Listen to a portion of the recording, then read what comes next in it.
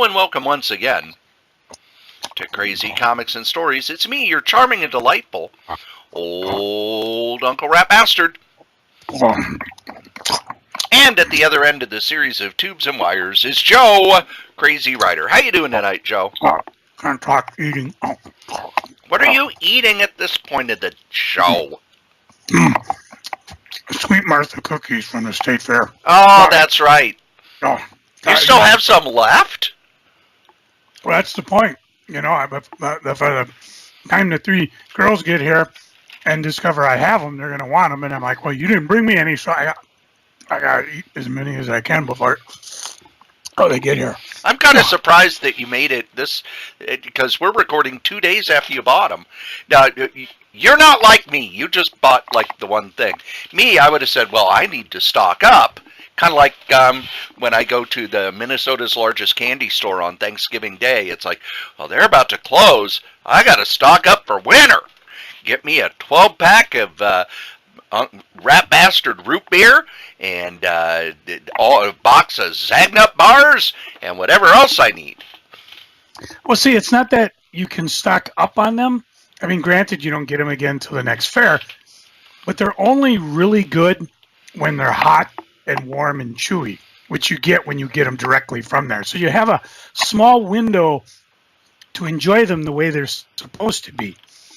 And that window is slowly narrowing because not only have the girls discovered that I have these, but they're no longer warm, and their chewiness factor is dramatically decreasing. So I may have to take a break during the podcast and chew a few more before they go.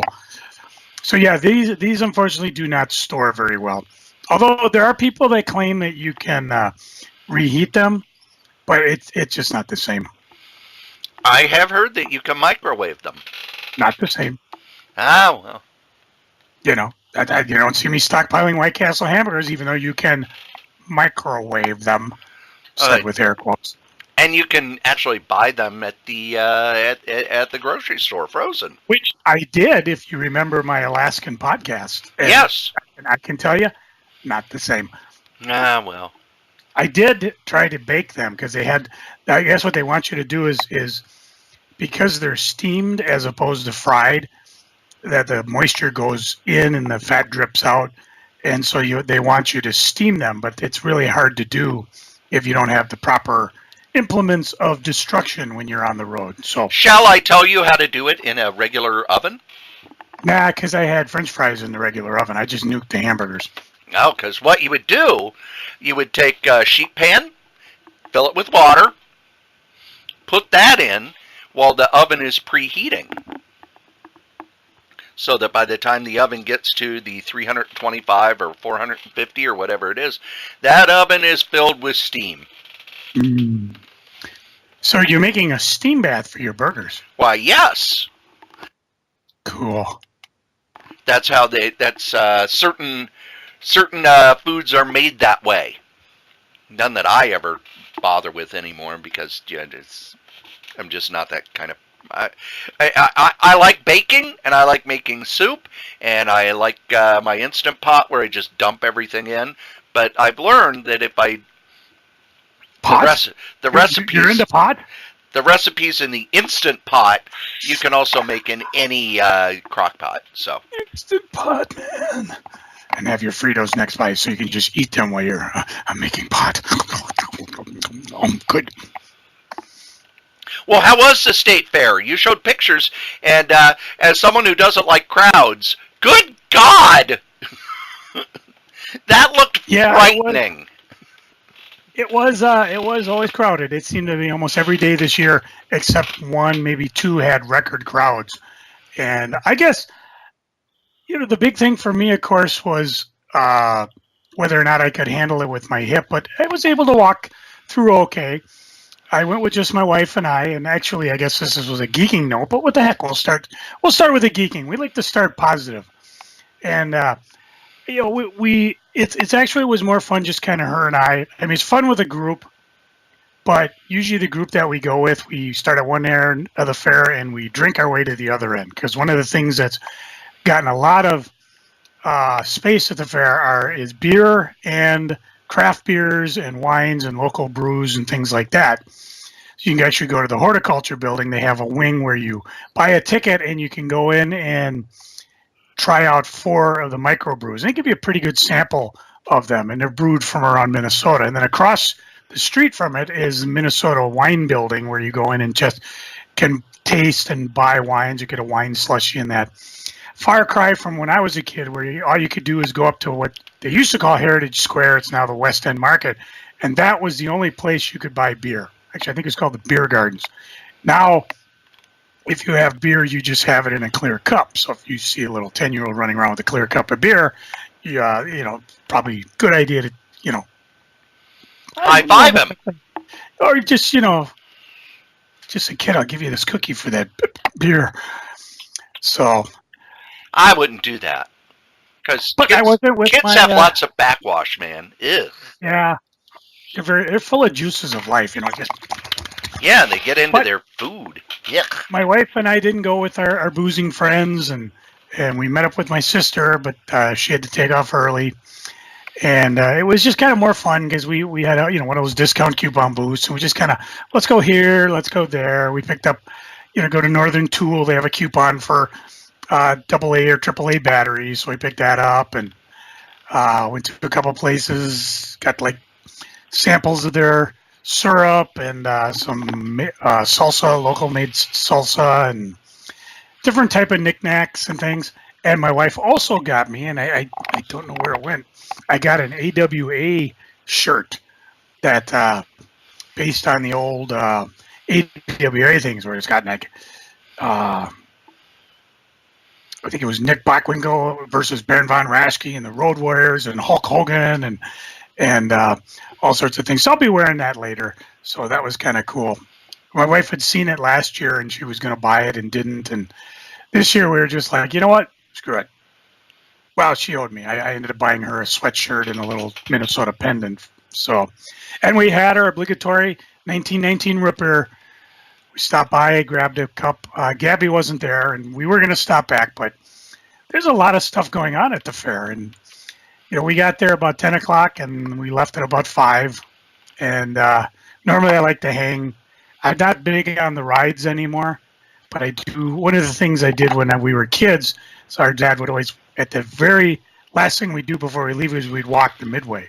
And, of course, it's all bright lights and flashing and noises and stuff, and we weren't allowed to go on any of the rides because, they're expensive, and Dad is like, well, I put these things together. I know they're not safe. Although we did go out, they used to have a double Ferris wheel, which I haven't seen in some time. So we went on those. But now, you get the Midway Carnival. We spent a lot of time, too. Like, you remember when we used to go to the Midway Carnival and brought the kids and they wanted to go on all the rides? And you got the giant slide, which I think you've seen when we used to go to the SpringCon. Yeah. Because, you could see it. We didn't even do that, because I was like, I don't really want to test my hip on that. And I've never done the extreme ones, where they have the catapult that shoots you like 5 miles into the air, or the one thing which like a big 200-foot pole and you're on one of either end and you just go around and around and around. So it was fun. The last thing we did, like I said, we got the cookies, so we ate as many as we can. And unlike when my wife went there, she got cookies, and then they basically gave away enough cookies so they could actually shut the bucket and take them home safely. When I tried that, everybody kind of looked at me like, what's wrong with you? Why are you giving away your cookies?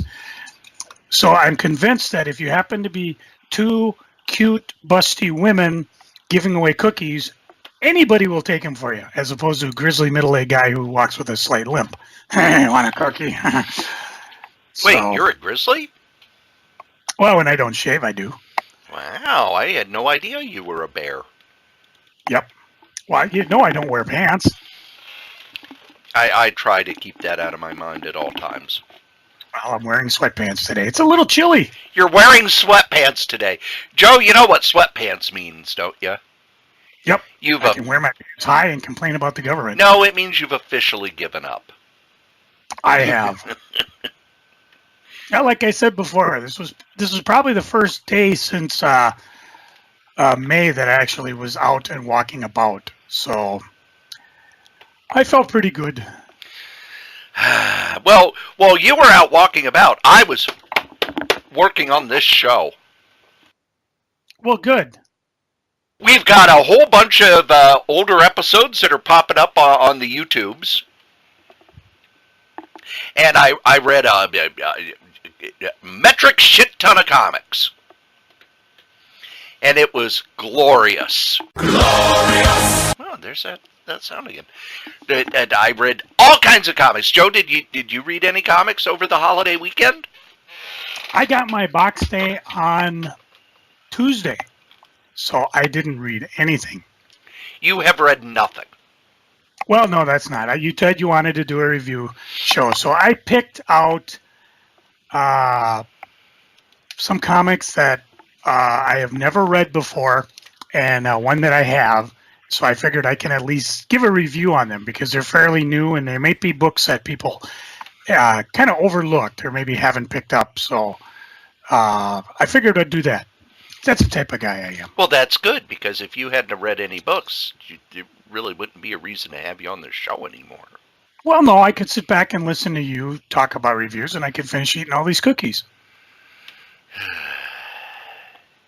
Once again, I got to carry the load. See, you're not listening. I said I'll put the cookies away for now because the girls Right. aren't in the house, and I have things to review. I know, but if you wouldn't have. But anyway, I read some old paperbacks, some new stuff, a little of this, a little of that, and I read one of my books that I got in my box day. Because my box day was one of the biggest box days ever. We will get to that when we get to geeking. But the most recent... I got to admit, my box day was heavy on graphic novels and books. Less so in comics. So I think I'm slowly making the switch. But the first book that I read that came out of my box day was a book called Lil Donnie by Mike Norton. And what it is, he has been doing an online web strip about about old Donald Trump. And he takes the news of the day and tries to find jokes in it. And one of the things as I'm reading it, first I read it online, but it's nice to have it in the book form. And it's a hardcover from Image. And Mike Norton is mostly known for his web strip Battle Pugs. And then he did the Image series Revival, which I praised a few episodes ago. But Lil Donnie is him doing humor.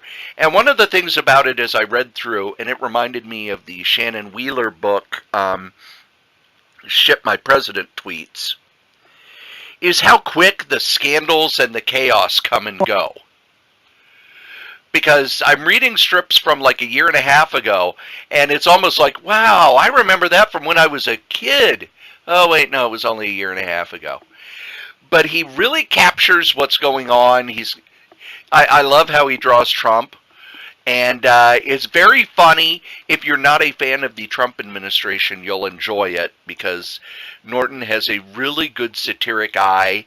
The book is beautifully bound and put together. 2 strips to a page, fully colored. And until this, he was really just kind of doing them for fun, but he was able to gather them together into a book.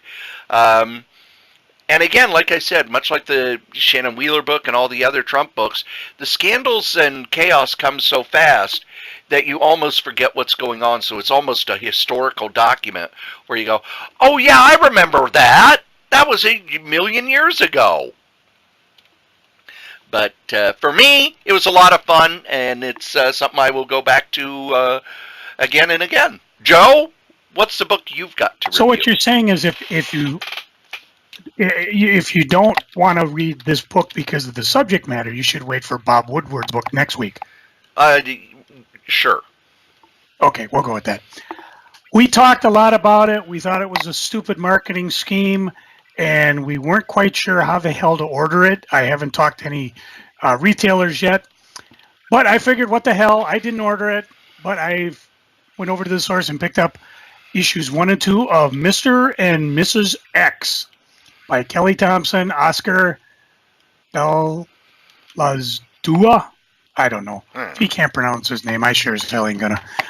And of course, the deal is, I don't even remember the issue where allegedly Kitty and Peter, aka Colossus, were going to get married, and they didn't. And at the end, Gambit and Rogue got married, and they needed to keep that under wraps because they didn't want to give away the surprise ending. Unlike, a certain Batman 50 who got a lot of blowback from their thing. Apparently, there was no blowback here.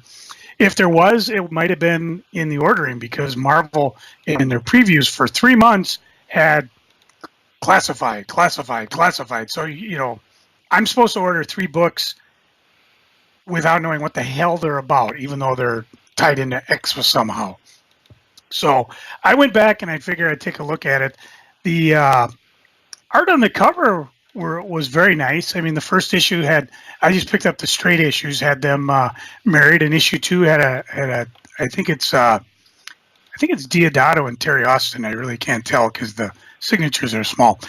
The stories, okay, it starts out with the wedding, a little bit more detailed than what happened in the whatever issue that was that Kitty and them didn't.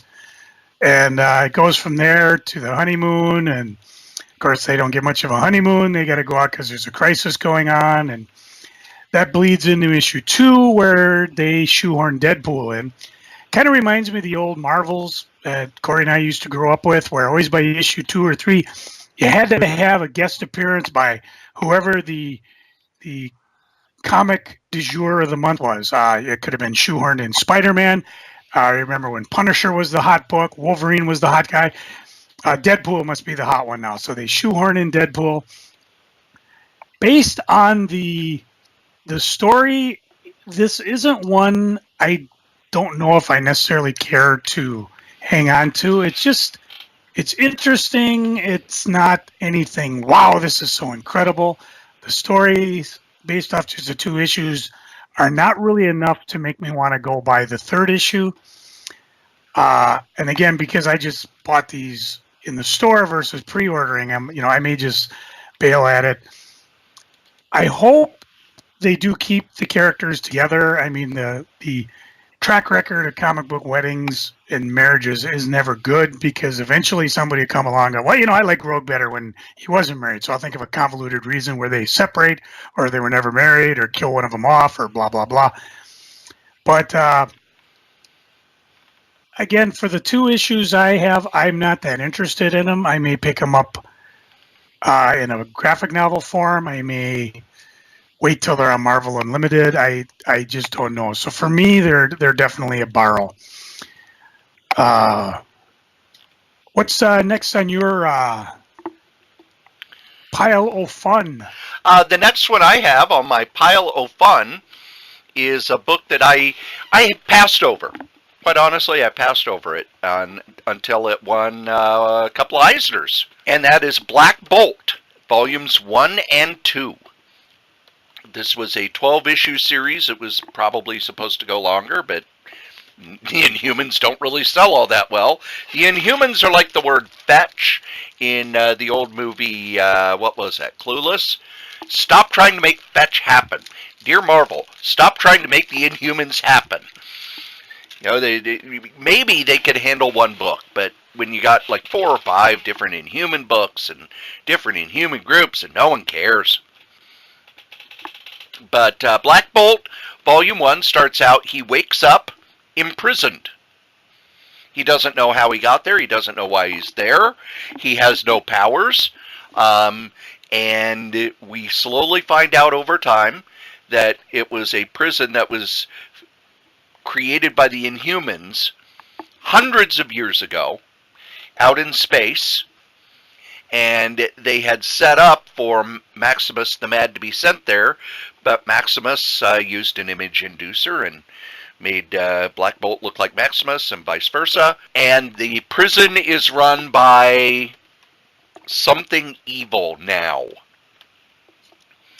And at first, I was reading the first issue and it was interesting, but as the story went along, you get more and more depth into Black Bolt. You get more and more depth into the other characters. There's even a Marvel villain we haven't seen in a long time who's in that prison. And by the 6th issue, which is the end of Volume 1, I was hooked. This was a fantastic story with art that fit the situation, had just fascinating storytelling. The way the artist was able to draw you through the page was some of the best I've read in a while. Volume 2 is what happens after Black Bolt has escaped the prison and is back on Earth, dealing with the consequences of what he's done. And it's a shame that it only went the 12 issues, because I was ready to read much more of this. Let me pull up who the creative team was, because it's one of those creative teams. They hadn't worked in comics before. The author was actually a newspaper reporter. Saladin Ahmed is the writer. This was his first comic, and he exploded on the scene, much like how Tom King exploded on the scene. He's a guy who's worked writing outside the comic field, but then when you read his stuff, not only does he understand comics, not only does he love Marvel, but he doesn't spend a lot of time rehashing old stuff. He's building new things onto the Marvel Universe. It's an amazing read. The 2 volumes are highly, highly recommended. These are both listed as buy. The artist is Christian Ward, who's another person who I haven't seen anywhere doing stuff. But both of these guys I've got my radar up for, and I'm going to be excited to read anything they do. And if Marvel's smart, they're going to nail down Saladin Ahmed before DC grabs him and puts him on a Batman book like they did with Tom King. But highly recommended. This one's a buy. Joe? We've talked in the past about Alterna Comics. Their big thing is they're publishing comics in newsprint, and oftentimes the comics have a price point of $1.50 to $1.99. A lot of miniseries. I don't think they have ongoing ones. They tend to publish things every 60 months. 60 days. I picked up one called Metaphase. The gist on this one is that it got a lot of press because one of the character protagonists is a boy with Down syndrome. And the storyline is that Ollie's a boy with Down syndrome, wants to have powers like his superhero dad. His unique genetic makeup holds the key for something great. Will Ollie get his wish? It's only a 2-issue series, and really the first issue doesn't spend... I mean, yeah, they're setting up the dad, they're setting up the bad guys in the background, they're setting up what they're doing. They set up that Ollie wants to be a superhero, but his dad's being a little protective of him. In today's stylish artwork, you can't really tell that Ollie's has Down syndrome. You know, Down syndrome people have a real... There's a look about them, you can tell. Yeah. But you can't really tell in this. If they hadn't said he was, I wouldn't have necessarily bought that he was. Maybe that's the whole point of the series. I don't know. It's only 2 issues. It's only $1.50.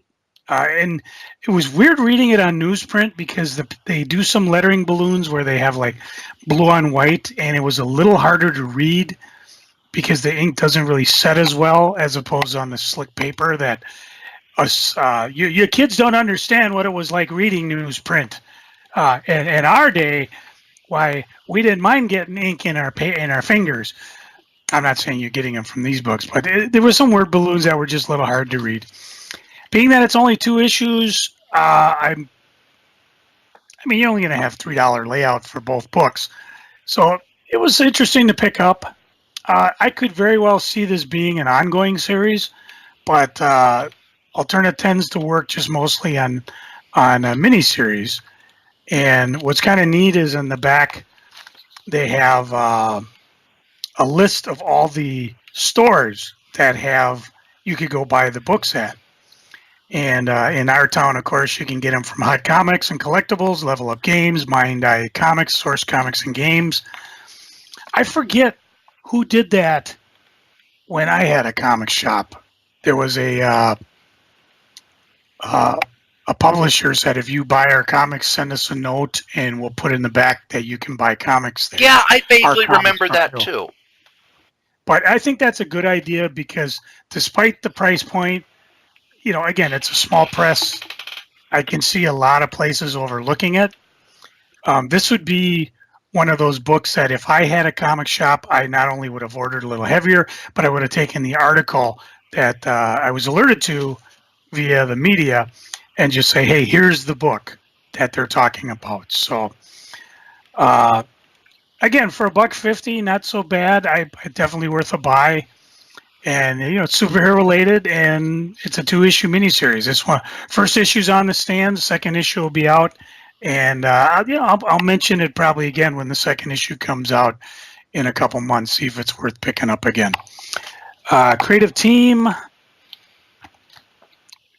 Chip Reese, creator and writer, Kelly Williams, pencils, inks, and colors, and Peter Symmetry is doing the lettering as well as editing. So definitely worth picking up. Again, it's Metaphase from Alterna Comics. Strood. All right. The next one is a trade paperback that I've had sitting around for a while. It's a story that I know Joe has read. It's a story that probably a lot of people have read, but still, it sells well enough that they keep the trade paperback in print. Joe, do you remember Maximum Carnage? Yes, I actually had it a while ago in actual trade paperback. I gave it to my nephew because at the time he was, I don't know, 12 or 13. He was playing the video game. So I gave him the graphic novel. So, well, here's where it came from. And he actually enjoyed it. Have you read it within the last, I would say, 4 or 5 years? No, okay, I never did get the graphic novel back. I wasn't expecting it back, but I never did. Oh my God, this is the most 90s thing I've read in years. What, you don't like the fact that Captain America comes out and, let me help you here, son? That I didn't mind.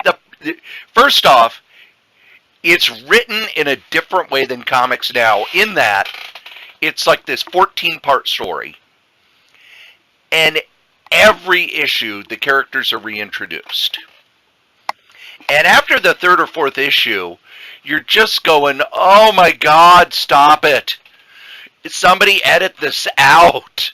I don't need to read I don't need to read. Recap. No, they didn't do it as recaps. They did it as dialogue. There is no way Carnage would tell us his origin 4 times, let alone 12. Yeah, Venom. The Maximum Carnage, it was, I believe, with 2 bookends, and it went through all the Spider-Man books. It was in Spider-Man Unlimited for the first part and the second part, and the story ran, because the Unlimited books back then were quarterlies. So it started in one, the story went for the next 3 months in all the other Spider-Man books, and then ended in the next issue. And every issue, I would say the first 9 issues are all the same.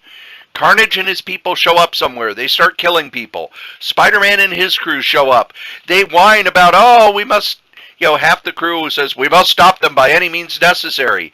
The other half says, no, we cannot kill. We're heroes. And Spider-Man in the middle going, I don't know what to do. Well, I thought it was interesting because, again, this is years removed.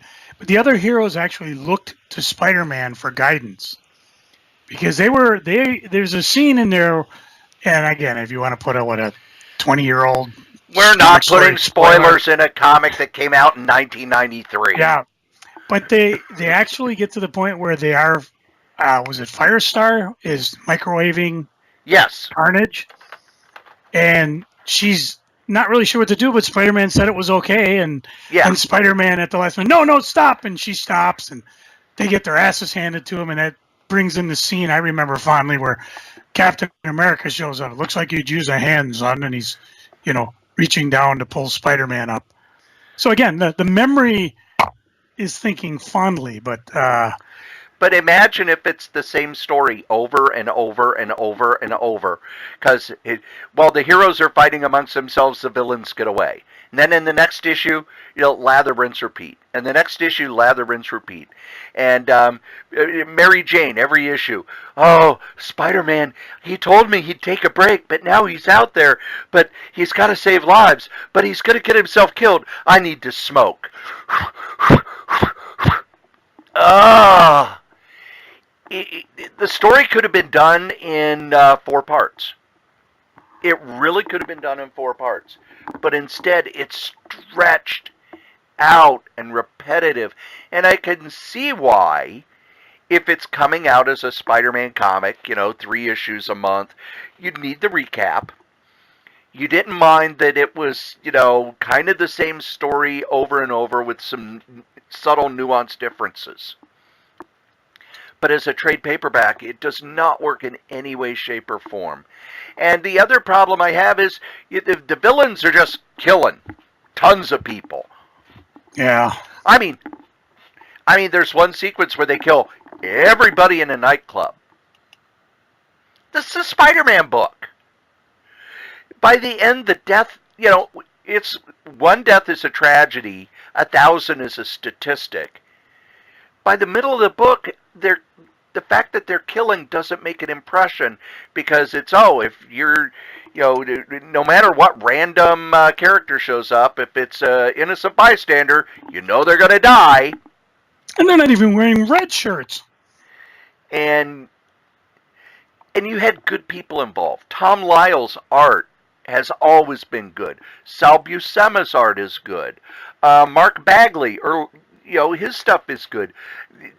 It was a little too scratchy. They were using that 90s inking style that really doesn't translate well now, because it's all very scratchy and over busy.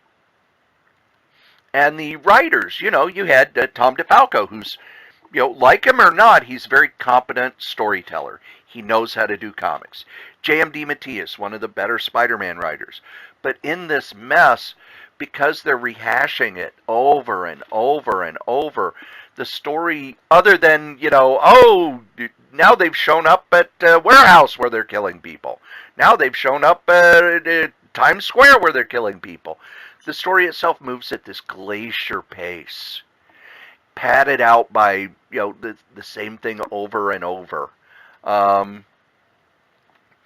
And it was obviously successful because it's a trade paperback that remains in print. Well, and I'll tell you, too, when it came out, it was... Oh, it was definitely a product of its time. I mean, this was back when Pat and I know he ordered a ton to invest in, and we sold the snot out of it. So it was...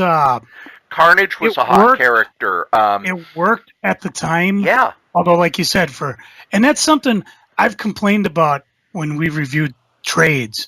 What was the one where I was rambling on about? Okay, well, Xavier is walking and hanging out with some mutant Skrulls, and Cyclops is dead. And like, what the hell? Where in the Marvel Universe was this? It's almost like you need to put just a little story in the beginning of the graphic novel. Here's what's going on in the Marvel Universe. It's a little bit different time, and address some of the things you did, or not. Maybe they don't care. Like you said, it's in print, it's selling, and Peter Parker's parents are there, and they don't. Yeah, they're there. I forgot about that. They don't explain a whole lot about it. Just they were gone for a while. Now they're here, and Peter Parker's dad is a complete dickhole. And he and Mary Jane argue all the time. Yep. And Aunt May. Smoking. And Aunt May is very sad. She's sad. But for a nostalgia pop, I guess it's okay. I mean, come on, there was a video game at the time. A video game based on a comic book story. Do you think this would be a good book to give to I don't know, like I gave it to my nephew at the time? I mean, would this translate well, do you think, to today's generation? No. As a trade paperback, it fails because even I was getting to the point where it's like I could only read 1 or 2 issues at a time, and I'd have to go, okay, I'll read the rest in a few days because it's too repetitive. And by the end, it got to be a slog because it was so repetitive. Whereas trade paperbacks now, people were complaining about the decompressed style. I tell you what, I'd rather read a modern story, retell this story without the repetitiveness and the blocks and blocks of text, and it might be okay. But it really felt like you're reading the same story over and over. And Galactus is coming at us! Ah! Yes. For this one, it's a pass unless you need it for nostalgia's sake, which is a shame because I was reading Spider-Man back then. I like all the creators, but that 90s style just did not age well. Joe? I love me my pro wrestling, although I don't watch it much. But anytime there's a pro wrestling comic, I'll check it out. Scout Comics had their 0 issue of Long Live Pro Wrestling, which is the name of the comic. It's James Hayek III, Branko Jovanovic? I don't know. I'm terrible with names. You know that, right? Yes. It just starts. We're watching Late Night Prime, and one of the guys has a show coming on after the late night show, and this person happens to be a pro wrestler. Well, the host of the show he's on keeps needling him, and is asking inappropriate questions and laughing things and trying to rile him up. Kind of a setup for future issues, and I suppose you could put up a spoiler for this one because this one just came out. But the host does get the better of the guests, and since he's an ex-pro wrestler, he basically starts to beat the living crap out of them on air while they're filming. Everybody leaves. They're all upset. The host is threatening to sue. The other guy's saying, "I'm going to kick your blankety black next time I see you." Ratings, of course, are through the roof. The manager is very upset because he's like, "I told you, don't rile the guy." The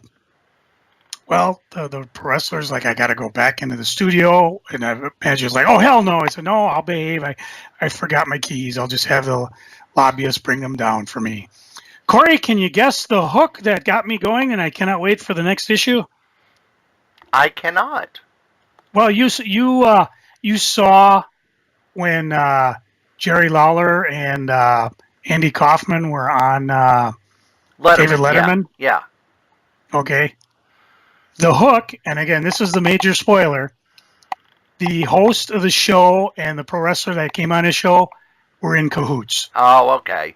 They set it up so that they want people to think it's 100% real. It made the ratings go through the roof. People are not only going to watch his show, but they're going to watch the wrestler's show. And they're like, "Well, we got to let the manager know." No, let's just keep it between us two.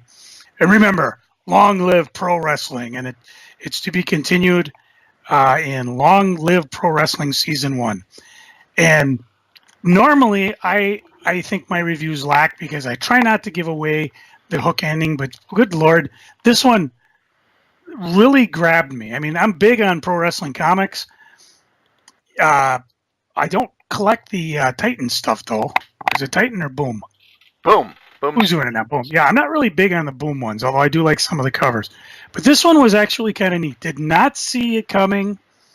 Even the panel placement on the comic was great because as the wrestler goes into the men's room, there's the host of the show, and he looks up and goes, "Shit."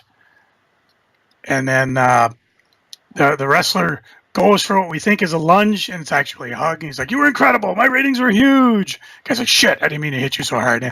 Just a great hook for an ongoing series. Again, this is through Scout Comics, and I have not seen any other issues so far. I'm just looking through the ink here to see. Does not really say how it's going to be published, but if you go to, I imagine, scoutcomics.com and check it out, or look in previews.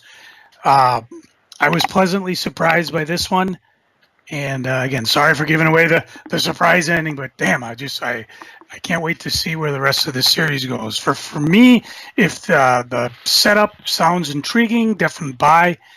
If you're not a pro wrestling fan, I suppose maybe look at it. If not, whatever. There's other things to buy. The next book I'm reviewing is one that I actually had in my geeking a while back. I was able to sit down and read it over the weekend, and it is The Best of Witzend from Fantagraphic Books. Witzend. I thought that was the autobiography from the old guy collecting stuff with butts and wits. No, you thought it was the guy from The Wizard of Id. Oh, that's right. But it's not. It's What? kind of a compilation. Back in the 60s, when the underground comics were big, Wally Wood, who was one of the inspirations for a lot of these underground artists, they would talk about how they loved his work at EC, and, we want to do comics just like Wally Wood. Well, then Wally Wood said, well, why don't I do an underground comic, except, I could probably get better distribution because I'm Wally Wood, I'm known. So he started, it was called a ground level because it wasn't underground, but it wasn't mainstream. So it was called Ground Level. It was a magazine called Witzend. And it ran for a number of issues. Then he handed it off and it kind of slowly faded away. It came out on an irregular basis. It had a killer lineup. You had Wally Wood. You had Steve Ditko's Mr. A started there. There were all sorts of artists. Let me go grab it so I can name some of the names. Joe, entertain the people. All right, I'm going to eat cookies. Actually, I'm not. I put them away. I don't need to get totally diabetic. While we're doing this, I want to point out if any of you guys are DuckTale fans, Disney's DuckTales, Target has a line of figures that are just astronomically cool. The whole line, you get Donald Duck, Scrooge, Punch Punch, McQuack, Louie and Webby. Webby's the new character, Dewey and Huey, and of course Flint Hard, Glomgold. I say this because what's happening now is with the demise of Toys R Us, you're going to have Target, Walmart, I imagine Amazon stepping up to fill in these lines. I was geeking a few weeks ago about the Mego figures that showed up. These figures, like I said, so far I've just seen them at Targets, and they're crazy money on eBay. The Chase figure seems to be Donald Duck, because as near as I can tell, there's one per case. Why? I have no idea. Maybe kids don't dig Donald Duck. But the Scrooge McDuck figure was so cool, I just had to buy it, and I'll probably just put it up with the rest of my figures. Cory, I'm blathering on and on. In my trip to Target, I discovered they have DuckTale figures. Oh. Really into DuckTales. What I enjoyed when I actually was watching, other than the theme song, which was catchier than hell, is the new series, at least the series season 1, Scrooge McDuck was voiced by David Tennant. Yes. So that was a lot of fun. So not only can you catch that, I believe all the seasons are on Netflix, but the toys are shown so far at Target. I don't know if they're going to. I don't know if it's exclusive or just that it's there. So go grab them while you can and enjoy. All right, let me give you some of the names of some of the artists who are in this book, Joe. Are you ready? I recapped the book. Witzend. Best. Okay. It's the best of Witzend. Wally Wood, Al Williamson, Archie Goodwin, Steve Ditko, Gray Morrow, Ralph Reese, Frank Frazetta, Art Spiegelman,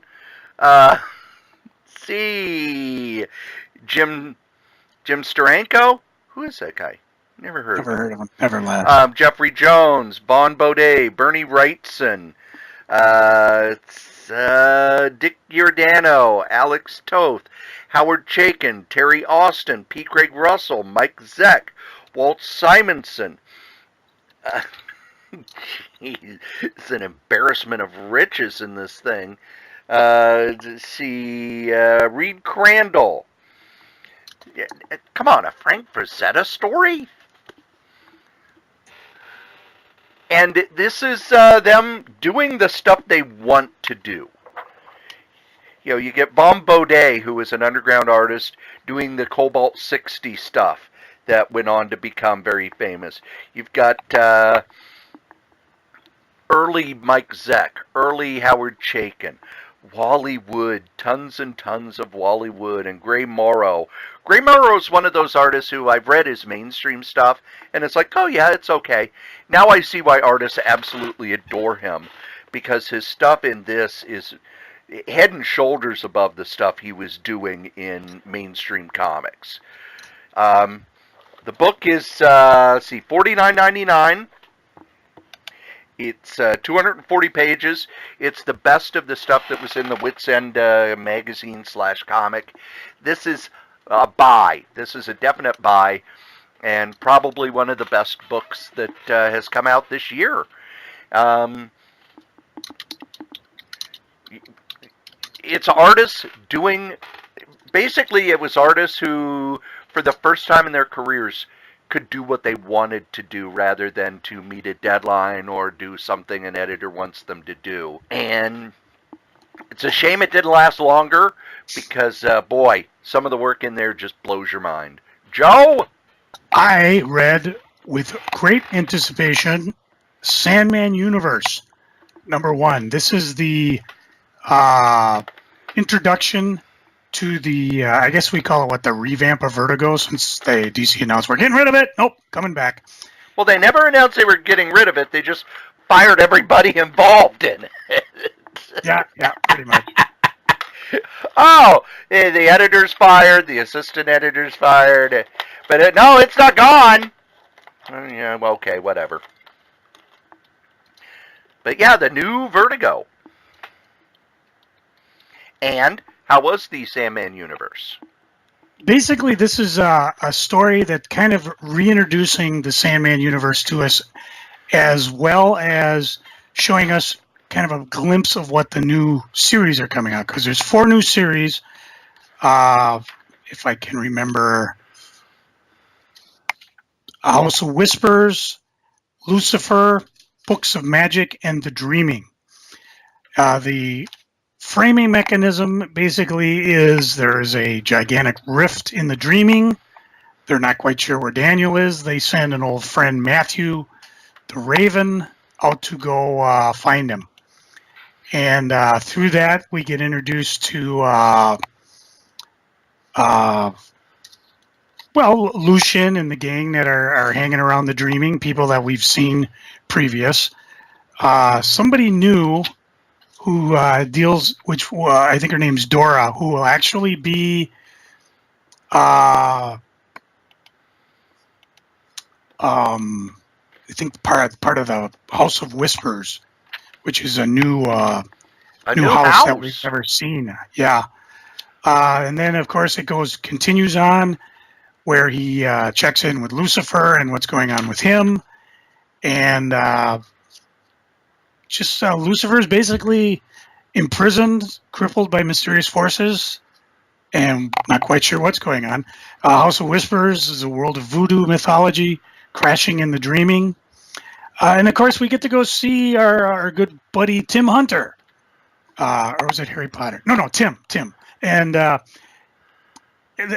hope they deal with the storyline that I've said money on the table.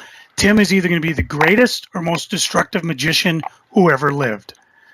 I'm real curious, and if I ever got a chance to talk to Neil Gaiman about this in a fanboy moment, I would say, how does The Dreaming or even The Endless deal with things like Crisis or Flashpoint? I mean, where the whole reality is altered, or it's just like, retailers are doing it again, or the universe is doing it again. Let's just keep going. I imagine Death is probably pretty upset because it's just extra souls she's got to take care of, or does she even have to take care of a soul if it never existed or altered? Again, this is a reintroduction of Tim Hunter into the universe. I don't know if DC is going to maintain the Vertigo and DC universes separate. I don't necessarily agree with that, but again, this is something new, so maybe we might see some crossover. Maybe not. It all depends on how far along Tim is going to be. I mean, is this Tim who's in the beginning of learning his magic? Is he more experienced, or we just don't know.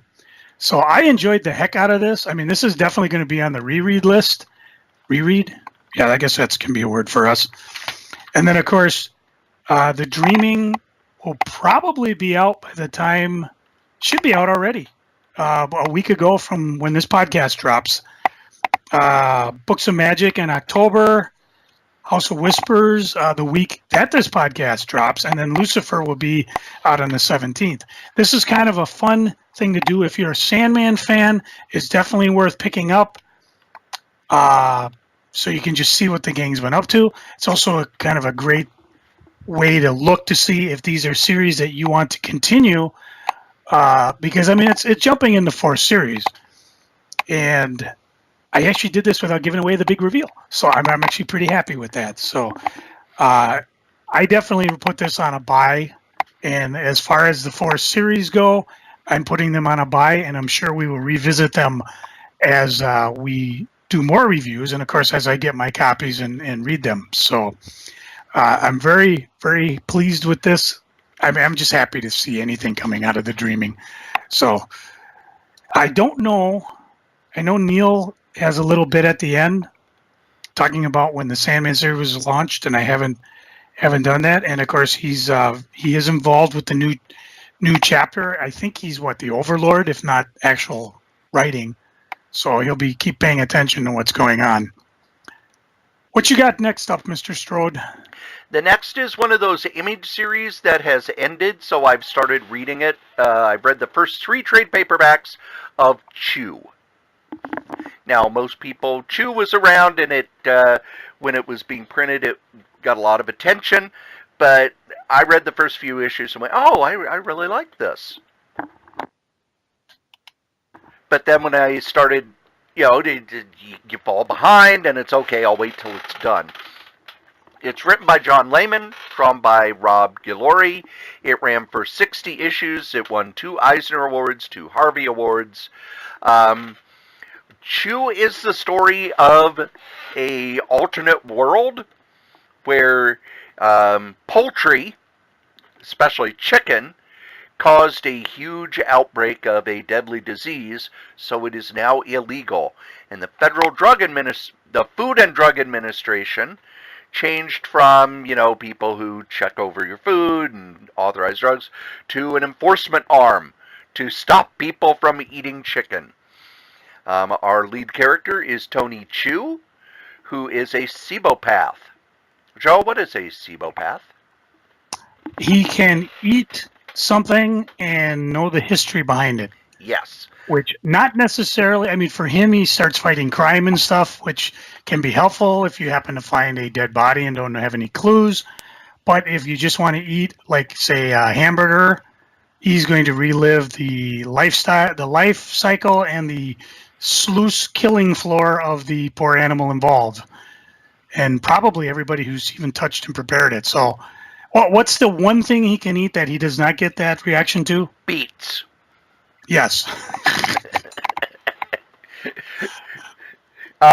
There's a lot of humor in this, but underneath the humor is a really good conspiracy theory story with complex characters. And the characters are very fleshed out. You think that a character's kind of a stereotype and just kind of there as a joke, but as the story goes on, they build more and more of the backstory for each of them, and it's why I like these new long-form series that have a beginning, a middle, and an end. It's like reading a really good long novel. The first trade paperback sets everything up, has a few twists, and sets up the situation. The next 2 are furthering into that, where we find out that there's more complexity to what's going on in this world. And not everybody is who they seem to be. The entire situation, when we first introduced the people who say that there's a conspiracy behind why we don't eat chicken, they're all treated like they're crazy. But by the third trade paperback, we're starting to go, no, there's something here. This isn't just, a bunch of Looney Tune anti-government freakazoids. There's a conspiracy here. and the lead character is coming around to it much slower than we are, which I like when they do that we're kind of one step ahead of the lead character, so that we could kind of we understand his reaction because we've already had it. The art is very cartoony, which is good because this is a very gory book. And I think if it was drawn in a realistic way, it would not work at all, because you need that kind of cartoonishness for the violence, but it also helps in defining the characters, in that you can kind of get an idea of the characters in how cartoony they're drawn.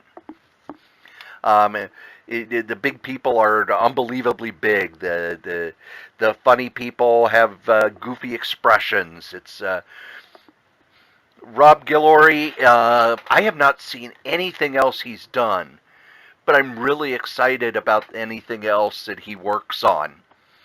Let's see here. He's just done Chew, and they have not announced his next work yet. And let's see, John Layman. I know I've seen his name somewhere else. Yeah, he's doing all kinds of stuff. He started as an editor for Wildstorm. He wrote stuff for Wildstorm, but it was kind of very standard issue stuff. He actually wrote a bunch of issues of Gambit before he started Chew. And let's see if he's doing anything. They haven't announced. I don't see where they've announced his next project yet. He's somebody I'm going to keep an eye on. But I'm three books into Chew and very much enjoying it. Joe, we're at the hour point, so It's time for our last book. All right. I will second Chew. Unfortunately, my books have disappeared into my daughter's hands, so I'm waiting for an omnibus, boys. Just like the one I'm going to give a thumbs up. Omnivore edition. I know. That would be awesome. Let me take a look. While you're talking about your book, I'll see if it's available. The last thing I picked up, or I shouldn't say picked up, I read was the Avengers by Jonathan Hickman, Volume 2. And I've raved about this not only when the individual issues came out, I raved about the first omnibus, but I actually read the other one, and I am convinced the best way to read Jonathan Hickman's stuff is in book format, because there were so many little details that I don't recall as I read the issue month to month. But when you sit down, you have it all in front of you, you make these connections. I was kind of, I wish I could remember whose Facebook page it was, or one of the what I'll call old timer was talking about how they wished that stories weren't so decompressed nowadays, that things were done in one, I don't like these multi-story formats. When Stan and Jack and Steve did it, it was all, you got a lot out of a book. And I was like, you know what? I like those stories too, but I also like long, complex stories like Jonathan Hickman wrote. And, for these guys to sit there and kind of kvetch about it, I'm kind of like, I really can't comment much about that because I have no idea how old you guys are. I'm 53. I've read those stories. I don't need to reread those stories every time I pick up a comic book. If it's a well thought out story where, okay, I'm going to point A to B and we're going to cover the rest of the alphabet in between. And, after rereading this, I know Hickman was heading towards Secret Wars. I mean, that was just the inevitable conclusion. And I found it interesting. I mean, we've talked in the past about heroes, do they kill? Well, in this particular series, they did, but it was kind of the dilemma. Do we kill millions to save billions? I found it interesting that I did not agree with Captain America. It sounded to me like he was just a man in total denial of the fact that the worlds are ending. It's over. Game over. All you want to do is punch out Tony Stark for one last hurrah. Whereas when I was watching or reading Civil War, I was actually, I can understand both sides of view, but I think I'm going to support Cap more than I would Tony. And, again, it's Cap was just out of control, angry at everything. It was like, why? Well, because you guys did this and you destroyed the world. Who cares? We're all going to die in a few minutes. But just an amazing story. And again, if you've never read it, I don't know what you're listening to this podcast for, but the whole run of Avengers. Yeah, again, I got the 2 omnibus, but you can pick up the books. There's a few that have gone up in price. I think the first appearance of Thanos' son, which is in the first Avengers omnibus by Hickman. That one actually has a little heat on it. Most of them, though, you can just pick up cheap or pick up the trade paperbacks. I don't know if it's on Marvel Unlimited, but again, I enjoyed this long, drawn-out story. It was just something I'd never seen before. I enjoyed it. Again, I think of the old guys kvetching on Facebook where I can't believe I don't know like this stuff. It's like, well, you know what? Maybe this is just like what the anti-social justice warrior people are screaming about. You know what? You don't like the female Iron Man, other than the fact she's gone, or not Iron Man anymore. Don't read it. It's not for you. It's for people like me. I've seen all your stories. I want to see something new. And granted, there's a lot of new people at Marvel. And again, you mentioned Black Bolt earlier, a series I never picked up, but that is one I'll definitely be on my to-buy list. So again, for those of you that have been listening to earlier podcasts where I go on and on about how bad omnibuses are, well, you know what? I have totally changed my mind. And not to mention, I now have a wall full of omnibus. And not only does it look cool, but I think I'm going to build a tornado shelter out of them. I think we've talked about this relentlessly in the past. And I don't want to get into the social justice warrior thing because let's remember, Joe, I'm a social justice villain. Not only do I believe in social justice, but I will kick your ass if you don't, because that's what Captain America told me to do. Yes. I remember in your shop, Brian Wilson, who's older than us and was a comic fan in the 60s and 70s, he was still buying Superman because he liked Lois Lane. He liked Superman, but he did not like the stories they were telling. He wanted stories like when he was a kid. You know, the Mort Weisinger puzzle stories, where you had 2 or 3 stories in a comic. And, you know, rather than, here's Superman fighting a sea monster for, 8 pages, there's this story going on, Superman actually saw a sea monster. And then, in 3 panels, he defeats the sea monster and moves on to the next thing.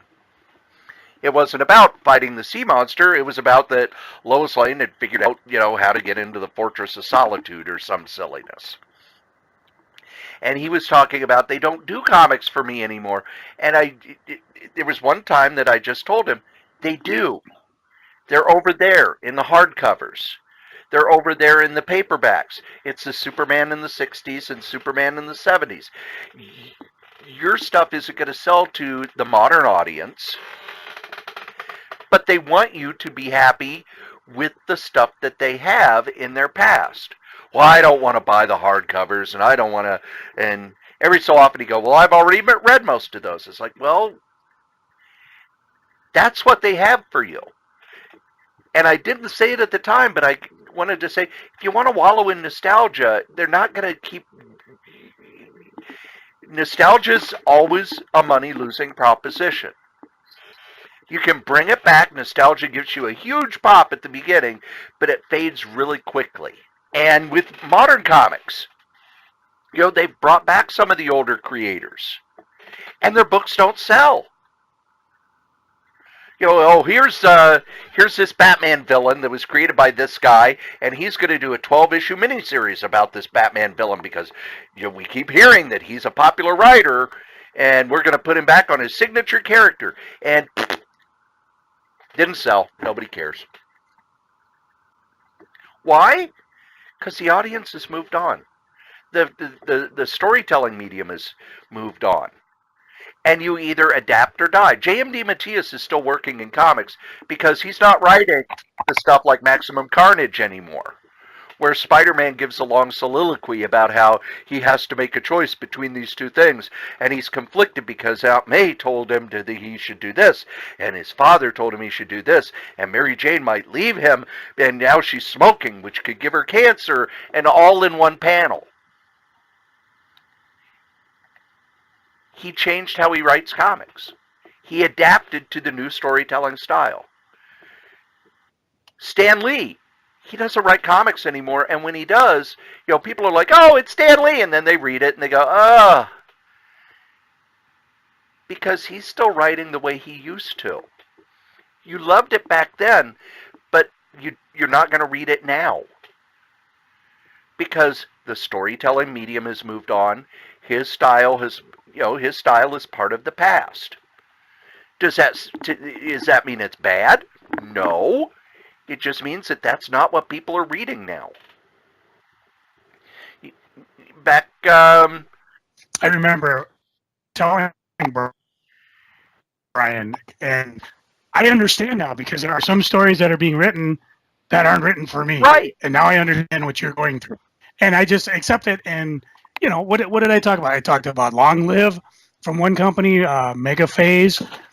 Heck, I even tried Mr. and Mrs. X. I look for comics that I wouldn't, they're outside the superhero Marvel DC. Well, except for the X book. So I'm trying other comics. I mean, if I hadn't done that, I probably would have stopped buying comics years ago. And the other thing to remember is there's so much out there. If you want any kind of comic, it is available to you. Previews is over 600 pages. If you can't find anything in that appeals to you, you're not interested. Well, and Cory, you'd even be proud of me. Oh, because although I passed on the hardcover of New Gods by Jack Kirby, which I don't ever recall reading. I did get the trade paperback in box day. Oh, good. So I'll get to read them and be confused as the rest of you. But just because you don't like what's out at Marvel, okay, that's fine. They're not reaching out to you. And we've talked in the past. Marvel and DC, they're big companies. They have to look into the future. They have to build an audience outside of comic shops. Because comic shops are slowly fading away. Diamond has fewer and fewer accounts every year. That's why they got into bookstore distribution. That's why they're looking for other markets. That's why that section in the back of previews that has the tchotchkes and the bobbleheads and the Funko stuff and the t-shirts and the statues keeps getting bigger and bigger and bigger, because now they're selling stuff to stores like Lunchbox, and they're getting into Hot Topic, and they're getting into all these other places, because it's grow or die. It's grow or die. And, the books we talked about, you could say, there's no good comics anymore. Well, then you're not reading anything. We just went over, I think, 3 of the books that I read I highly recommended. And, if you're looking for stuff to read, it's there. You know what else? If you're looking for people who can do wonderful things for you, I know some people who can do that, Joe. Who's that? These guys, our sponsors. That's right, here at the Solitaire Rose Radio Network, we have ads, and our first sponsor is me. That's right, your charming and delightful old Uncle Rat Bastard. I have my first book out with Dangerous Dan Moore. It's the first 100 strips of our online web strip, Worldwide News, the story of the lowest rated cable news network. And you can get yourself a copy with commentary, with all sorts of extras, with signatures and everything. Just email Dan over at lordshadowflame@gmail.com. Our top sponsor, who's been with us since day one, is DreamHost. DreamHost.com. You need yourself a website, and DreamHost.com is the #1 web host in the whole known universe. Just head over to DreamHost.com, put in the code KRAYZ, KRAYZ, get $20 off your first year. How can you beat that? Our other sponsor is Graze, Graze. gmail.com. Healthy snacks for a healthy lifestyle. Just head over to Gray's, put in the code CORYS 3R5P. Your first and fifth box are free. You could get them weekly. You could get them bi-weekly. You could get them monthly. You could just order a whole bunch of them. It's great stuff to keep you away from the vending machine at work. Now, if you would like to leave a comment for any of the podcasts that we do, we'd love those. Go ahead and email us at solitairerosenetwork@gmail.com, or you can call 952-856-0519. Operators are standing by. Okay, it's just a place that we'll record your calls, but we'll play them on the air. We'll answer your questions. We love getting feedback. Tell us what you think. Ask a question. Suggest a topic. Be a guest. Send us your stuff. solitairerosenetwork@gmail.com. If you would like to advertise on any of the Solitaire Rose radio shows, you can. Just email us at solitairerosenetwork@gmail.com. Subject advertising. Thanks. And if you're listening to this podcast and you go, I need more podcasts to waste my employer's time. Normally I talk about the podcasts that I do. But my friend Tommy Lang, who I've known for ages, big fan of old comics, an artist. It was Uncle Ghoulie on the last incarnation of Horror Incorporated here in the Twin Cities. He actually owns Horror Incorporated. He's doing a podcast called The Frankenstein Minute, where he and his friend, I'll just let them tell you about it. How do you do? We're about to unfold the story of Frankenstein. This is Tom Lang. And this is Bill Evenson. And we're the hosts of a new podcast called Frankenstein Minute. That's right, we've taken the classic Universal Studios Frankenstein films and broken them down minute by minute. And each episode, we're going to dissect 1 minute of Frankenstein. We'll talk about Colin Clive, who played Henry Frankenstein, Dwight Fry, his hunchbacked assistant, May Clark, Henry's fiancée, and of course, don't forget that monster played by the enigmatic question mark. We'll also talk about the director James Whale and the fascinating flourishes he brought to the picture. And Mrs. Percy B. Shelley, Mary, of course, the author of the original novel on which the film was based, and the difference between the novel and the film. This really is a classic film, the one that many point to as the one that started it all. Dracula? Sure. But, seriously, 1 minute a week? How long is Frankenstein? Frankenstein is 71 minutes. Are you sure we can keep this going for 71 weeks? Oh, sure, no problem. I mean, this is Frankenstein we're talking about, not Dracula. Good point. We'll discuss characters' motivations and talk about the great performances and John Bowles. Don't forget Kenneth Strickfaden and his amazing electrical devices. We'll even reveal which of the lead actors grew up in sleepy little Chaska, Minnesota. Frankenstein Minute premieres on August 31st, 2018. Where? The usual places, iTunes, Google Play, YouTube. And check us out on FrankensteinMinute.com and Facebook and Twitter, if that's still a thing. Is Twitter still alive? Oh, it's alive. It's alive? It's alive! Belong dead. And there you go. We talked about all my stuff. Now it's time to talk about Joe's stuff. It's Joe's favorite part of the show, where he uses the cosmic cube he got from Marvel for promoting Secret Empire and turns me into a superhero who can clean with the wave of a hand. No. It's what's going on the eBays? Not a lot, because if you recall, there's 3 times of the year that things just slow down. And we're entering one of them. And, of course, the 3 times, and we've talked about it in the past, beginning of New Year, the beginning of summer, and now the end of summer, where everybody's going back to school. I mention this because if you have not visited your friendly neighborhood comic store and they are graciously holding comics for you, it's probably a good time to stop by and say hi and at least pick up your stuff. Or if worse comes to worse and things are totally backwards, you're going to school or you're working 2 jobs, you just don't even have enough time to make all that instant pie you have in your stuff.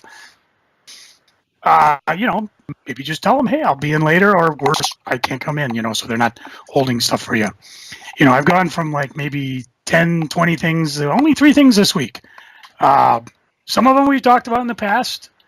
Cory, you remember 52 from DC? 52! Yes. Yay! That was actually the good one, right? Yes. Yeah. The one after that. Well, no, what was after that? Countdown was the bad one. No, it was Trinity. Trinity was first. Trinity was okay. And then 52. Yeah, and then 52, which was fun. And then Countdown, which, Final Crisis took care of that, so we don't have to talk about it anymore. It did.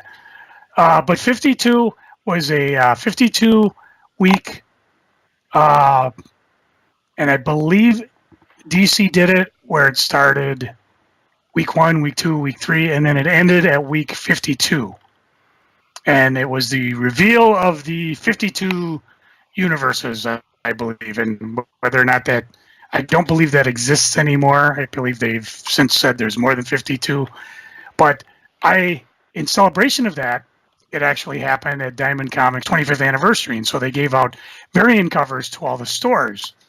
And it all came with a nice little certificate of appreciation that said, "Thank you for making it possible by allowing us to serve you now and for many years to come on the occasion of their 25th anniversary." So I had one of those. It didn't really, they're not tremendously expensive because I don't think people are buying 52 the way you think they would.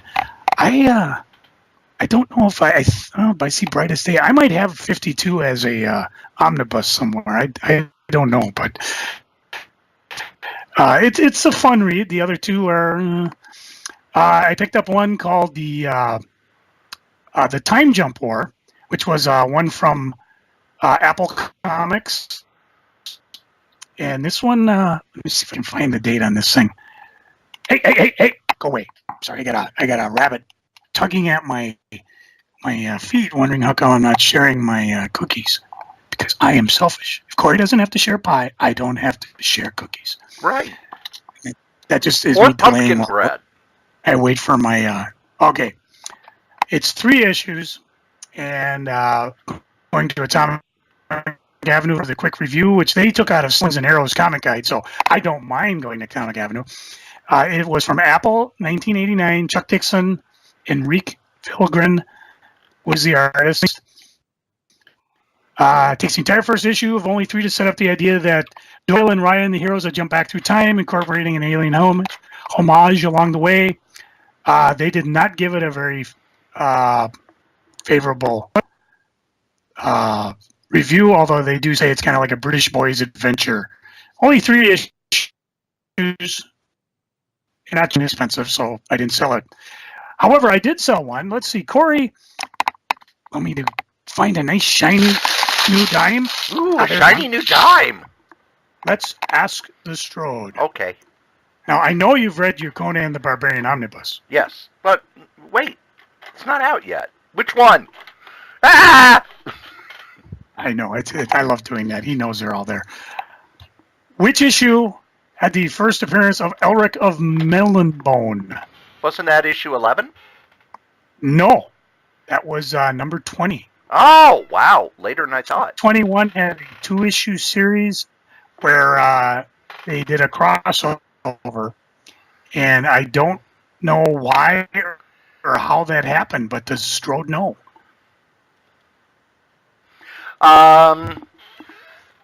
They asked. I'd love to. I just sold the issue. I had a very fine copy, and believe me, in this age, if you have anything very fine or above, you can get some serious bucks for it. But I had one. I know I read it once, but I did not recall in the little tiny print in the beginning, Inca, whether or not they credit Elric to Michael Moorcock as his creation. And I'm not even sure if in the omnibus or in the Dark Horse one did they include these 2 issues. Well, the omnibus isn't out yet, but they don't. They list that it's issues 1 through 24, so I would imagine they're in there. And I think with the rights that they gave, they basically said that Marvel could reprint it. Okay. Because I know that they reprinted it. They reprinted it when they did the what was that series? They did a Conan Saga. There was a black and white magazine in the 90s where they reprinted the early Barry Windsor Smith stuff, and it was called Conan Saga. They reprinted it when Dark Horse did the paperbacks that reprinted the Marvel Conan stuff. So there shouldn't be any problem with it. One of the things I find interesting is that the 80s adaptations of all the Michael Moorcock books, the Elric books, the Chronicles of Corum and all that, Titan Comics is reprinting them now as hardcovers.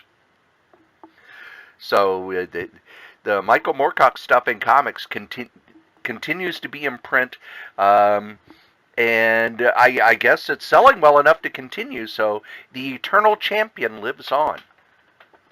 Actually, I gotta correct myself because it was not issue 20. It was issue number 14.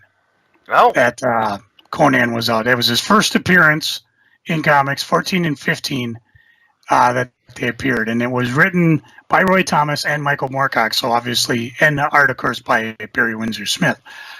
So if you have a near mint one, it's upwards of $95 and probably more.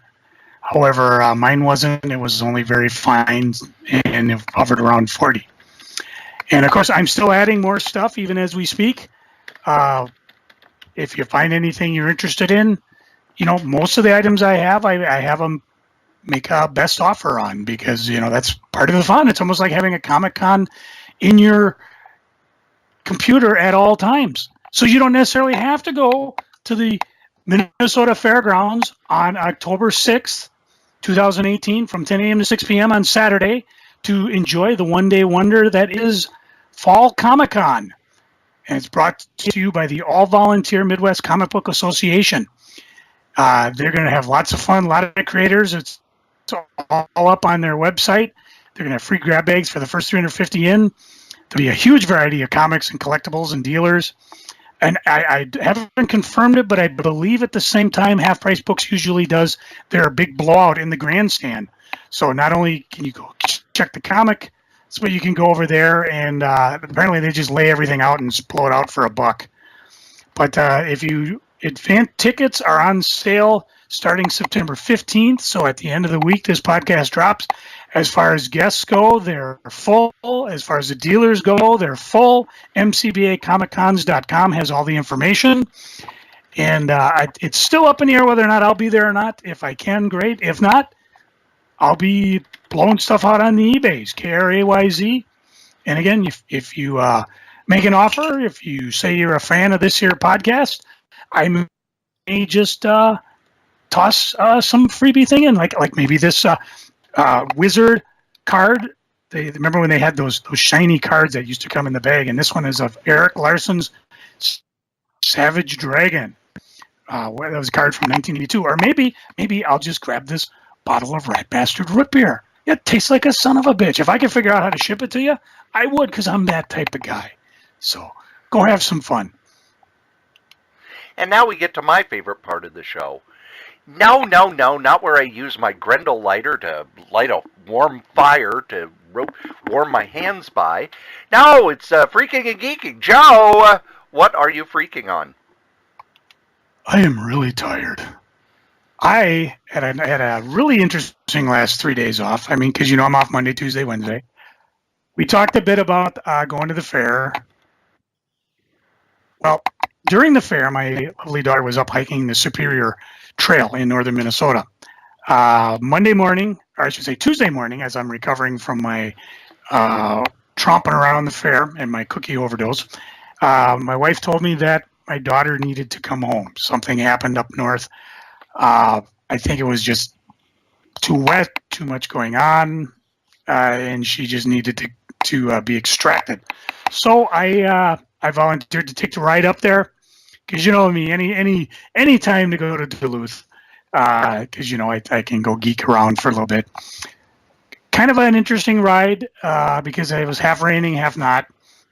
But when I got there, it's up on the North Shore, and she sent me a Google map saying where she was. And as I was following it, I finally get to a part of the road. It's all dirty.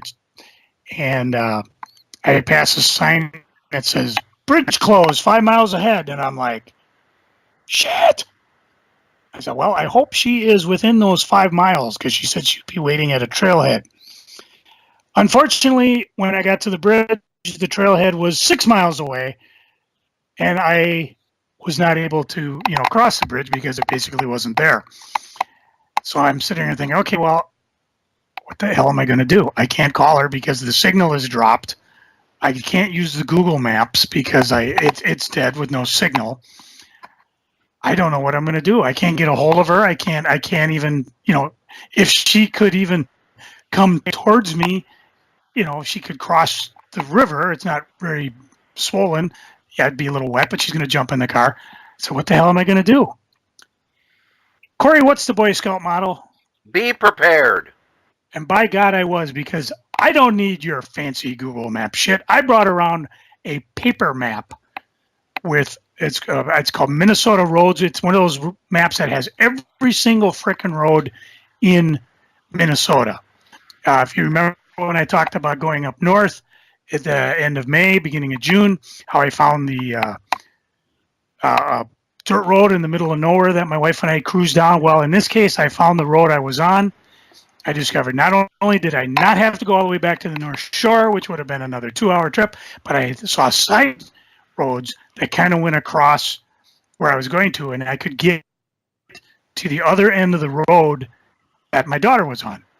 And I basically sent her a text, never mind the fact that even though at that point I had text signal, but it was like, you're not registered for this network. Really? I ran across that shit in Alaska, where if you were on their network, your cell phone was useless. I thought it was called roaming. I thought it was a way to extract money out of my ass so I could use your system. So there was no way I could even text her to say, hey, I'm coming. I just have to take a detour. So I just took off. Thank God I found a pit toilet on the way. We won't mention any more about that. But I got to the other end of the road, and sure enough, as I was driving up the road, here she was walking the other way, and I was able to pick her up, get her in the car, have her eat her obligatory road trip donut, which of course I had on the way up, which just goes to show you have yourself that waxy artificial donut, not the high quality stuff that Tim Hortons feeds you, but just something that they pull out of the bottom of the vat, and your road trip will be successful. Although, Cory, you're going to be shocked. I decided not to stop at any of the geeking spots in Duluth. What? I know. I was just, I was to the point, Dana was sleepy. She was tired. She was wet. I was sleepy, because, I walked around the fair the day before. You were tired. I just come off. Your nappy changed. I didn't get my news nap for 5 days, because I had 4 days of work. Monday, hanging around the fair, and then Tuesday. Plus, I had, by that time, as Cory probably realized, Tuesday the 11th was basically rain day here. And while I was on my way up, it was, like I said, spitzy here and there. On the way back, it was solid rain. And driving the freeway on solid rain isn't fun because they have this thing called spray, which comes out of your car. And so at times I swear I was driving through the Crisis on an Infinite Earth because I couldn't see. And this is the type of thing that causes, massive chain reactions because you really can't see the guy in front of you until he pulls on his brakes and he's now parked in your front seat. So decided not to do that. Besides, the other thing is, and Cory, you'll attest, most of the stores up there, if you're buying stuff from your regular store, these stores are fun to dig through stuff and look for things. But I wasn't in that type of mood, and I don't think Dana would have liked. Go sit in the car for an hour while I go dig through these guys' backstock. So, however, well, I'll save that for geeking. That was really my only freaking. I'm just very tired. I almost called Cory and said, I can't do this. But then I thought, well, if Cory can do it, anybody can do it. You can have a podcast. I bet you Cory would host it for you, too. Damn right. But that's enough of my freaking. Cory, what are you freaking on? First, Marvel has kind of told people that they're going to be, that Mr. and Mrs. X was so popular, they're going to try some more classified books. Cool. I'm sorry, but if I were a shop owner, I would be smacking people upside the head. Yeah. I wouldn't. I know as a comic fan, when they go classified, well, what's it about? That's classified. Who's the creative team? It's classified. We'll tell you about it, the month it comes out. Well, I'm not pre-ordering it then. So, tough noogies. I think it's a poor choice. I think it worked for the Mr. and Mrs. X because it was a twist that, and I'm sorry, I've read the story leading up to it, and it really, the Gambit Rogue marriage feels to me a lot like the Mary Jane Peter Parker, where, we're not together, we need an event. Let's get him married in 3 months. Go, go, go, go, go! The other thing I'm geeking on is something I noticed Marvel has done in the past, and now other publishers are doing it, and I call it license jumping. What it is when a licensed product jumps from one company to another, that new company feels the need to put out trade paperbacks of all the stuff that the previous publisher put out immediately. Firefly has jumped from Dark Horse to Boom. And Boom is immediately, we've got a first issue of Firefly. Oh, and here's all the Dark Horse stuff available in brand new trade paperbacks.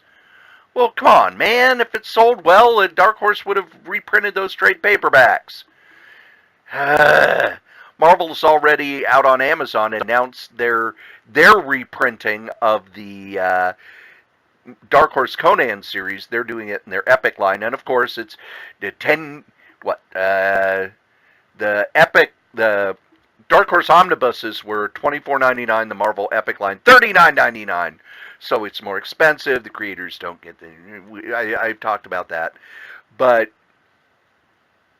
it really kind of bugs me that the license moves over to a new publisher, and all of a sudden we're going to put it all out. All the stuff that the other publisher did. Here it is in a big book. But they just published it in a big book. I don't care, we're doing one too. They're not big freakings this week. Joe, what you geeking on?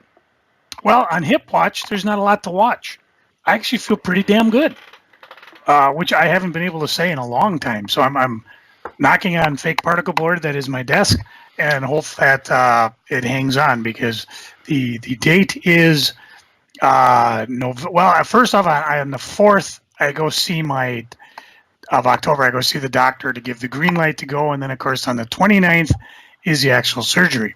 Now, Cory, I have a question. Is this an Ask the Strode? Well, it can be, but it's more of a personal thing. What are you doing November 24th? Joe, that's after Thanksgiving. Joe, I barely know what I'm doing tomorrow.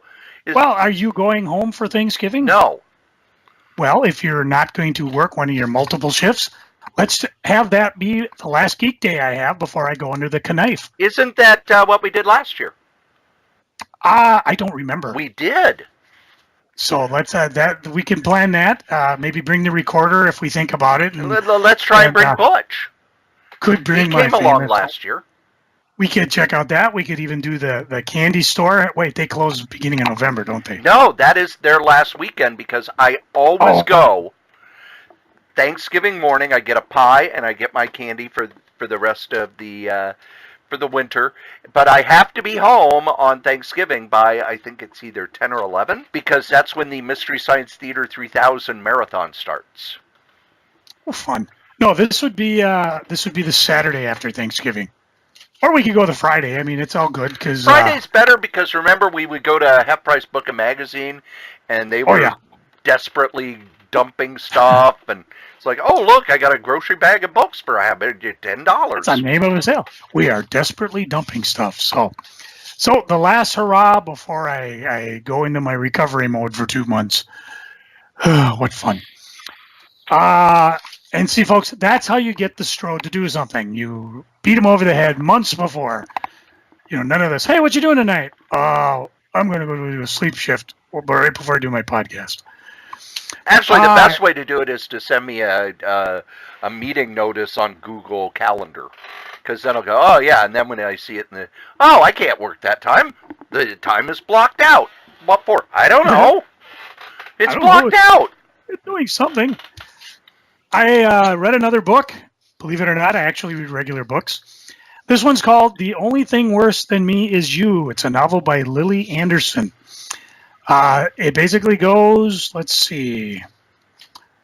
Trixie Watson has two very important goals for senior year: to save enough money to buy the set of Doctor Who figurines at the local comic book store, and to place third in her class and knock Ben West and his horrendous new mustache she spent all summer growing down to number 4. After all, the war of Watson versus West is as vicious as the Doctor versus Daleks and the Brown Gorse versus the Alliance combined. And it goes all the way back to the infamous monkey bars incident in the first grade. It's time to declare a champion once for all. That was what got me interested in buying the book. This is actually kind of a fun book. I mean, it takes place, the characters in it are basically in a high school that's kind of like a Xavier School for the Gifted without mutants.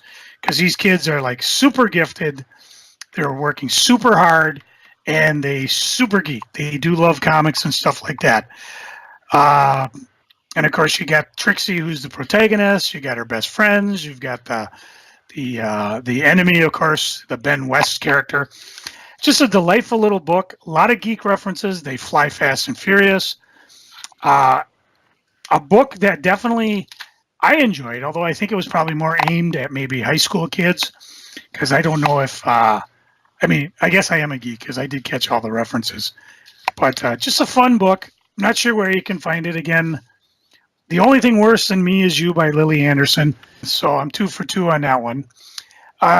In the way back when, Avatar Press blew out a bunch of their books for $4. I know.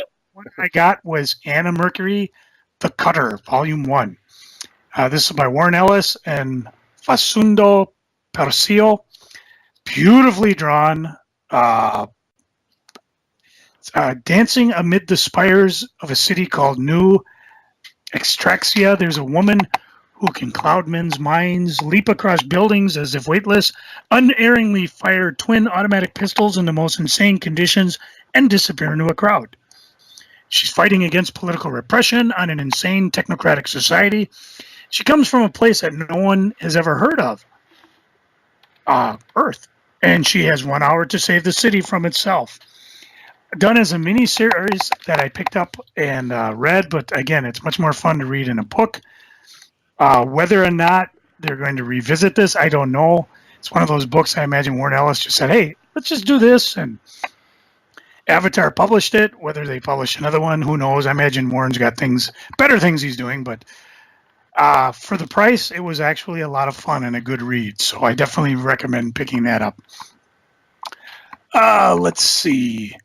In terms of television, I watched a show, I should say, from Nova called Black Hole Apocalypse, which was a 2-hour show explaining the theory and discovery behind black holes, how they went from just being something that they mathematically thought existed and everybody thought was stupid to, hey, they do exist, to here's how they exist. And it was eventually they got to the point where here's how we actually figured out that these things exist and that we saw them.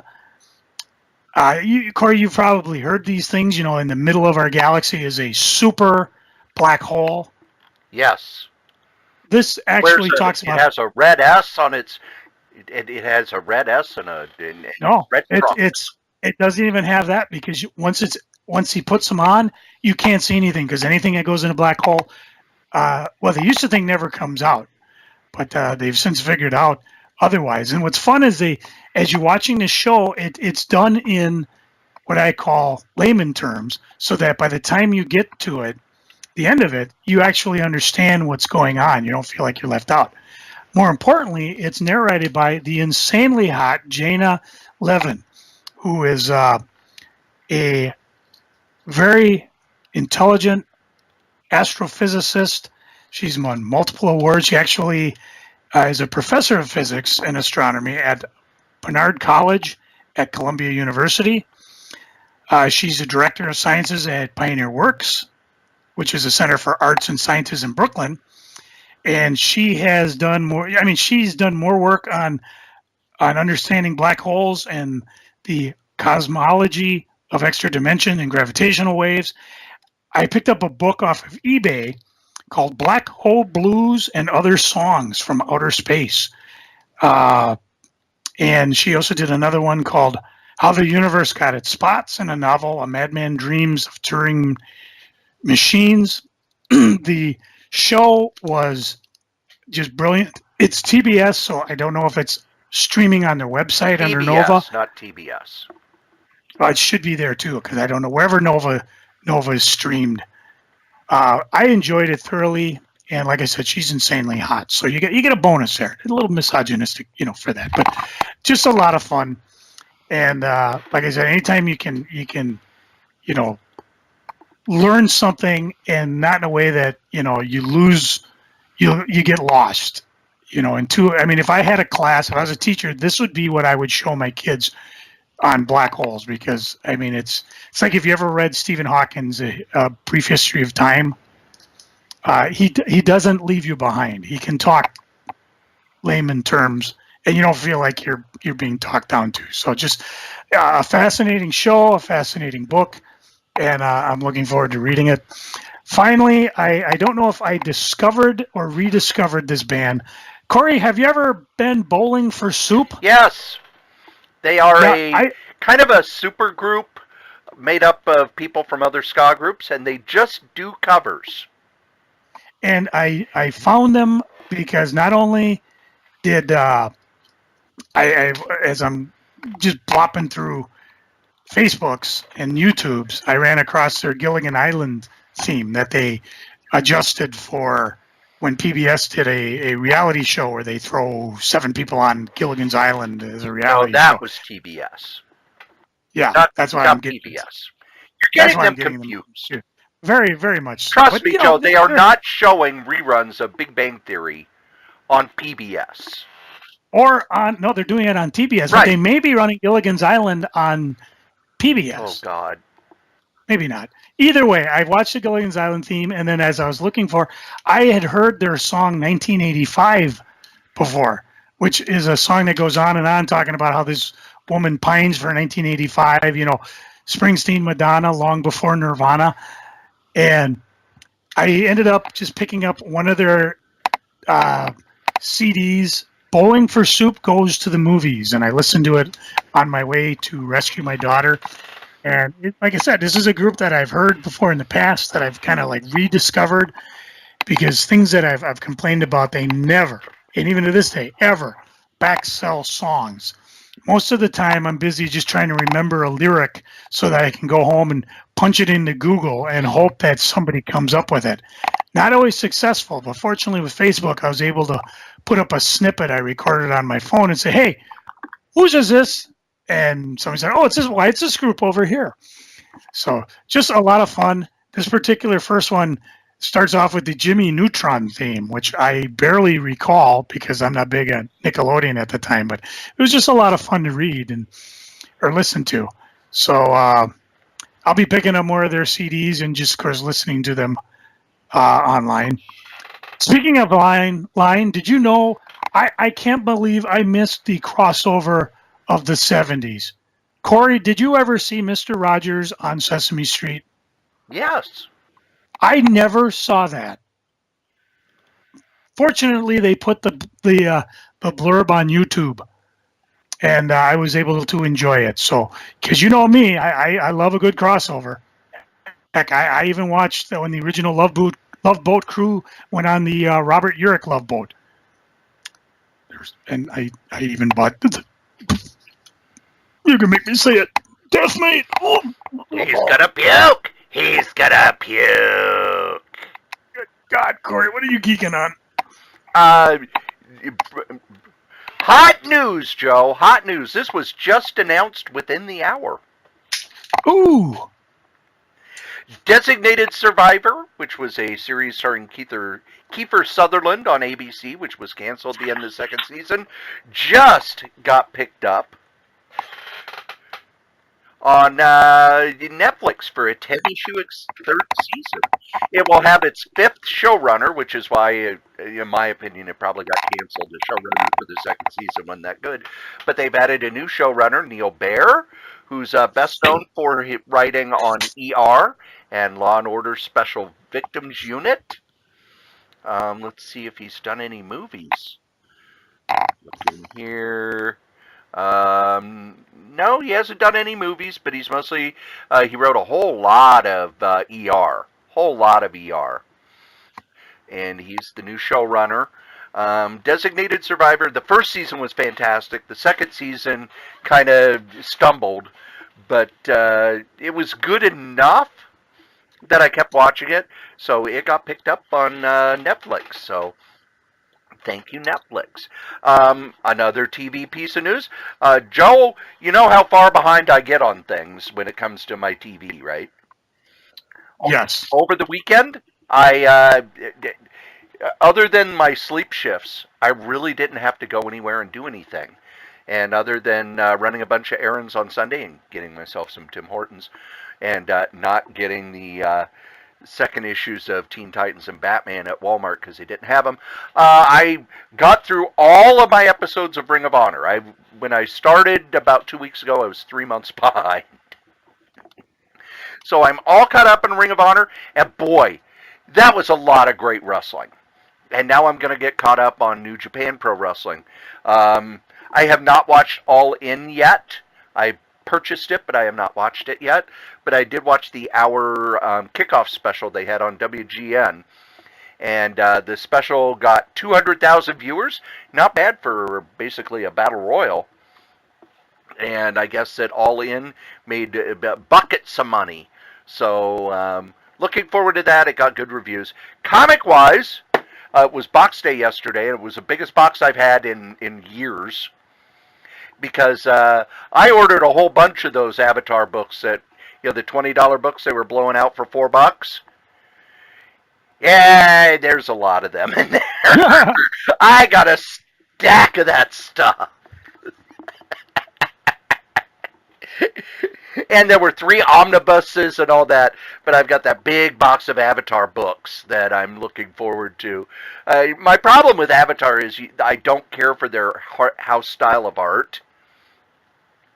Most of their artists all look the same. They get big name writers like Jonathan Hickman and Warren Ellis, but their art usually is kind of, it looks a little too amateurish for me. But I'm looking forward to reading them because I got them dirt cheap. I also got in my box day the John Byrne Fantastic Four Omnibus, the first volume. And I got the second volume when it was dirt cheap on some website. I don't remember which one it was. But Marvel reprinted the first one, and I had passed on it the first time because I've read those stories, and Byrne kind of has left a bad taste in my mouth over the years, but I decided to pick it up because I picked up the second volume and liked it and wanted to have the whole thing. I did not realize it had the stuff that he drew while Marv Wolfman was writing Fantastic Four. So it's got the story that wrapped up Marv Wolfman's run on Nova that ended in the Fantastic Four, which was just as good as I remember. It was nice space opera stuff. And I had forgotten that Byrne's art on that was inked by Joe Sinnott. Just beautiful. Joe Sinnott makes everybody look good, but Byrne was in his kind of very slick Kirby, done by Neil Adams, and Joe Sinnott just smoothed it out and made it look beautiful. So I read those stories, really liked them. Marv Wolfman it was right before he went to DC to do New Teen Titans.